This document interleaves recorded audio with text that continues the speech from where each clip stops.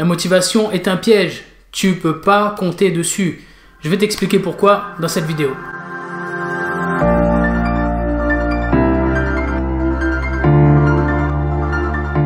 Réveil matinal, vie maximale, ça c'est ma devise. Bienvenue dans cette vidéo et sur cette chaîne, je m'appelle Xavier Klein. Et si tu ne me connais pas encore, je suis juste un gars qui essaie de te pousser à exploser le potentiel qui dort en toi grâce au réveil matinal et à l'installation d'habitudes puissantes. Et justement, les habitudes, on va en parler dans cette vidéo. Reste bien jusqu'à la fin. On va d'abord commencer par la motivation. Tu ne peux pas compter sur la motivation. Pourquoi? La motivation est une émotion. Et une émotion, si tu en prends la définition dans le dictionnaire, c'est un état affectif nettement prononcé. Ça suppose qu'une émotion, ça a une forte intensité. Et généralement, dans la vie, ce qui a une forte intensité ne dure pas longtemps. Tu peux pas faire un marathon en sprintant. Les avions de chasse, quand ils décollent, ils déclenchent une poussée maximum. Sauf que celle-là, ils l'arrêtent directement dès qu'ils ont décollé parce que ça bouffe trop de carburant. Ce qui est intensif ne dure pas dans le temps, ce n'est pas possible. Par définition, la motivation est éphémère. Tu ne peux pas compter sur des émotions pour dicter ton comportement. Et tu sais qui est-ce qui fait ça? Ce sont les enfants de moins de 3 ans ou les chiens. T'es aucun des deux, alors ne compte pas sur les émotions pour dicter ton comportement. Il faut que tu acceptes que ta motivation, qui est une émotion, va avoir un début et une fin. Et le but du jeu, c'est de s'en servir dans ce laps de temps-là pour en tirer le maximum et pouvoir installer des choses qui vont durer dans le temps. On va voir ça tout de suite. Déjà, quand tu ressens de la motivation, c'est un peu un signal de ton cerveau qui te dit « Waouh, ce que tu as envie de faire là, c'est quelque chose de bon. Vas-y, ok, tu as raison, c'est exactement ce que tu dois faire. » Donc là, il te motive. Donc suis ce signal et passe à l'action. Ce signal, c'est un peu ton cerveau qui est au-dessus d'une falaise et qui te tend la main pour te tirer vers le haut. Sauf que ton cerveau, il n'a pas des gros biscottos, ça va pas durer longtemps. Donc il faut que tu acceptes cet état de fait. Tu acceptes la main tendue, mais accroche-toi rapidement à la falaise. Moi, ce que je te propose de faire, quand tu es dans cet état ultra motivé, c'est de prendre des actions massives pour intégrer plein de petites choses dans ta vie qui vont faire que tu vas avancer dans le bon sens et que tu vas pouvoir durer dans le temps. Par exemple, ça passe par gérer son temps. Si tu sais que l'action que tu veux faire demande d'y consacrer du temps, prévois du temps supplémentaire dans ton agenda. Sois prévoyant. Ne te laisse pas avoir l'excuse de dire « Ah, je n'ai pas le temps ». Prévois-le en amont. Sers-toi de la motivation que tu ressens sur le moment pour éliminer ce dont tu sais que ce n'est pas bon pour toi et pour te dégager du temps. Par exemple, la télé. J'ai fait une vidéo que je te mets juste là qui t'explique pourquoi tu dois arrêter de regarder la télé. Tu arrêtes les potins. Tu arrêtes tous les trucs qui bouffent ton temps qui ne te servent à rien. Aussi, prendre des actions massives pour être sûr que tu vas atteindre tes buts même quand la motivation sera partie. Ça consiste à travailler sur ton environnement. Par exemple, si tu veux perdre du poids et si tu veux arrêter la malbouffe, eh bien sers-toi du moment où tu es motivé pour vider tes placards de tout ce qui est mauvais, tout ce qui est nocif pour toi. Tu prends tout, tu le mets à la poubelle. Si tu veux écrire un livre, si tu veux lancer ton blog, si tu veux créer un business, sers-toi du moment où tu es motivé pour créer un espace de travail dédié dans lequel tu vas te rendre pour travailler à chaque fois. C'est comme ça que tu travailles sur ton environnement, c'est comme ça que tu mets ta motivation à profit sur le moment pour faire un changement global dans ta vie, dans ton environnement. Se servir de la motivation pour prendre des actions massives, ça passe aussi par changer ce qui est mauvais dans ton entourage. D'une, tu peux par exemple t'engager auprès d'un certain public, tes amis, ta famille, tes proches, ta communauté sur internet, pour leur expliquer qu'en ce moment tu es motivé, que tu as lancé ce projet-là et que tu t'engages auprès d'eux à le réaliser. Ainsi, quand la motivation sera partie, eux, ils seront là pour te rappeler que tu t'es engagé et donc tu ne pourras pas te défiler. Mais travailler sur son entourage, ça peut être aussi expliquer ta démarche quand tu es motivé et te séparer des personnes toxiques dont tu sais qu'elles vont nuire à ton projet final. Si par exemple ton but est d'être plus productif au travail de manière à te dégager du temps ou dégager un meilleur salaire, explique avec bienveillance, calmement, aux personnes qui viendront papoter avec toi que tu n'as plus le temps de papoter parce que tu consacres du temps de qualité aux tâches que tu dois réaliser de manière à être plus productif et dégager plus de résultats et atteindre ton but final. Donc tu vois, tu as plusieurs manières de te servir du levier que te donne la motivation sur le moment pour créer des changements dans ton environnement, dans ton calendrier, dans ton entourage qui vont commencer à soutenir l'action que tu vas porter au quotidien pour atteindre ton but. De manière à ce que quand la motivation sera partie, ces changements seront déjà opérés et tu n'auras plus qu'à continuer sur la lancée. Donc jusque là, ce que tu as fait, c'est que tu as préparé le terrain pour pouvoir passer à l'action et maintenant tu vas te servir de la motivation qui est encore présente pour réellement commencer et utiliser tout ce que tu as mis en place.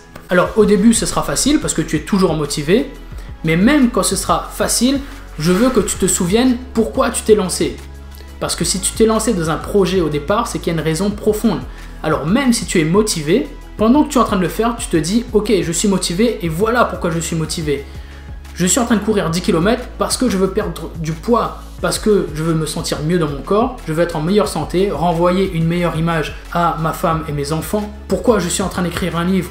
Parce que je veux apporter de la valeur aux gens, parce que je veux apporter mes conseils et changer leur vie. Pourquoi est-ce que je veux être plus productif au travail? Parce que je veux gagner plus d'argent et offrir des meilleures vacances à ma famille, offrir un meilleur quotidien à ma famille par exemple. Donc même au début où tu seras ultra motivé, je veux que tu te rappelles pourquoi tu as fait tout ça. Je veux que tu associes l'action à l'objectif de l'action, tout le temps. Et pourquoi je te demande ça? Parce que vont commencer à se pointer les premiers jours où tu n'auras pas envie.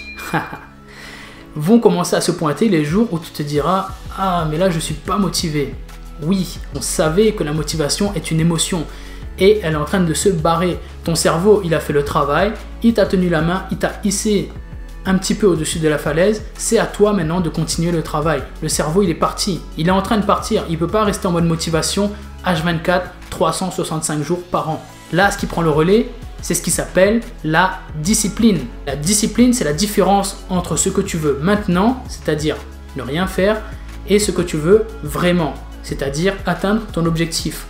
Donc les premiers jours où tu vas commencer à être démotivé et te dire que tu n'as pas envie de le faire, fais-le. Fais-le quand même. Fais preuve de discipline. C'est le moment le plus important. Ça va faire mal, ça va être dur, tu n'auras pas envie, mais c'est exactement à ce moment-là qu'il faut le faire. Parce que si tu laisses tomber à ce moment-là, c'est fini, c'est mort. Mais par contre, si tu passes cette étape difficile et si tu passes au-dessus, tu vas enclencher un cercle vertueux où tu vas voir que ça va devenir de plus en plus facile. Mais il faut que tu fasses ce premier pas-là. Il faut que tu passes ce premier jour où tu n'es pas motivé et que tu le fasses quand même. Je sais que tu n'es pas habitué à ça parce qu'on n'est plus du tout habitué à ça. On vit dans une société où tout est facile, où la discipline, la persévérance sont quasiment devenus des gros mots. Maintenant, tout est vraiment ultra facile. Et on abandonne à la première difficulté, la première adversité. Donc ça va te faire bizarre, mais fais-le. Fais preuve de discipline. Passe ce moment-là, oublie la motivation et avance. Sers-toi de tout le travail que tu as fait jusque-là. Rappelle-toi pourquoi tu t'es lancé. Avance, avance, avance. Fais-toi mal, fais-toi souffrir, avance. Et le top dans l'histoire, c'est que une fois que tu auras mobilisé ta discipline sur une grosse succession de jours, tu auras développé une habitude. Yes! Il y a une espèce de mythe qui traîne sur internet comme quoi il faut 21 jours pour créer une habitude. C'est faux. Je te mettrai la référence dans la description, mais ce mythe vient d'un livre qui s'appelle Psycho Cybernetics, qui a été écrit par un chirurgien esthétique qui a constaté, qui a relevé que les patients qu'il opérait avaient besoin de 21 jours pour se faire à leur nouvelle apparence. Il s'est également rendu compte que, en gros, quand on déménage, il faut 21 jours pour s'habituer à sa nouvelle maison. Il s'est donc dit, là, bingo, il faut 21 jours pour créer une habitude, pour s'habituer à quelque chose de nouveau. Donc ce mythe est resté, mais c'est faux. Il y a une autre étude que je te mettrai dans la description qui montre qu'en gros, il faut entre 18 et 254 jours pour installer une habitude selon les personnes et selon la difficulté de la tâche. Il sera beaucoup plus facile de prendre l'habitude de boire un verre d'eau au réveil le matin que d'aller courir 10 km avant de manger le soir. Tu vois ce que je veux dire? Plus c'est simple, plus l'habitude va s'installer facilement. Par contre, le point clé, c'est que si tu veux installer une habitude, tu ne vas pas y échapper, tu dois répéter le comportement très régulièrement, de manière à ce qu'il y ait de nouveaux chemins neuronaux qui se créent dans ta tête et que ça devienne habituel. En moyenne, il faut 66 jours pour créer une habitude. Donc une fois que la motivation sera partie au bout des quelques premiers jours et que tu seras passé en mode discipline, dis-toi qu'il faut tenir au moins 10 semaines. Et là, ça va devenir après de plus en plus facile parce que tu auras installé une habitude. Mais pars sur 10 semaines, ne lâche pas avant. Et une fois que l'habitude sera installée, là, tu pourras relâcher un petit peu la pression. Tu pourras de temps en temps louper un jour ou deux. Et cette même étude montre que c'est sans incidence sur la force de l'habitude. Après, si tu arrêtes 2 semaines, ouais, ça va poser problème. Mais si tu arrêtes une fois de temps en temps, si tu prends des petites pauses, ça va être sans incidence. Le point crucial, tu l'auras compris, c'est vraiment cette phase entre la motivation et l'habitude. Là, boum, au milieu, tu as la discipline. C'est vraiment à ce moment-là que tu dois faire le gros effort. Et après, ça devient de plus en plus facile. Et d'ailleurs, est-ce que tu sais comment tu peux bâtir une autodiscipline en béton? Et ben, c'est grâce au réveil matinal. Et pour ça, je te mets quelques vidéos ici que je t'invite à aller voir. Le réveil matinal est parfait pour se construire une autodiscipline. Je ne vais pas développer dans cette vidéo, je te laisse aller voir sur les autres vidéos de ma chaîne. Si tu te réveilles tôt, tu vas développer cette autodiscipline et tu vas pouvoir mettre en place des habitudes puissantes dans ta vie. Et tu n'auras plus besoin de motivation parce que tu auras directement la discipline avec toi. Et si tu veux te lancer dans le réveil matinal, j'ai préparé tout ce qu'il faut pour toi. Je te mets un lien dans la description. Je t'invite à relever un challenge. C'est le challenge réveil matinal, vie maximale. Il suffit pour toi de télécharger un guide où je t'explique tout de A à Z. C'est complètement gratuit. Tu le télécharges, tu le lis. Ça va te guider pas à pas pour créer un matin taillé aux petits oignons juste pour toi. Tu sauras comment te réveiller, pourquoi te réveiller, quoi faire le matin. Tu vas te fixer des objectifs concret, précis, juste pour toi. Tu vas planifier ton matin, tu vas savoir exactement à quelle heure te réveiller et quoi faire dès que tu te réveilles. Tout est expliqué. Tu as juste à cliquer sur le lien, télécharger, lire, passer à l'action. Je te laisse aller voir ça, le lien est dans la description. En tout cas, j'espère que cette vidéo qui démystifie un peu la motivation et qui redonne ses lettres de noblesse à la discipline t'aura plu. Si c'est le cas, je t'invite à commenter pour me donner ton avis. Je t'invite à la liker, à la partager et je t'invite également à t'abonner. N'oublie pas de venir me suivre sur Instagram où je publie tous les jours du contenu pour te montrer qu'est-ce que c'est qu'une vie qui est dirigée par la discipline justement. En attendant, je te souhaite de bien avancer vers ta vie maximale et je te souhaite bonne discipline. Salut!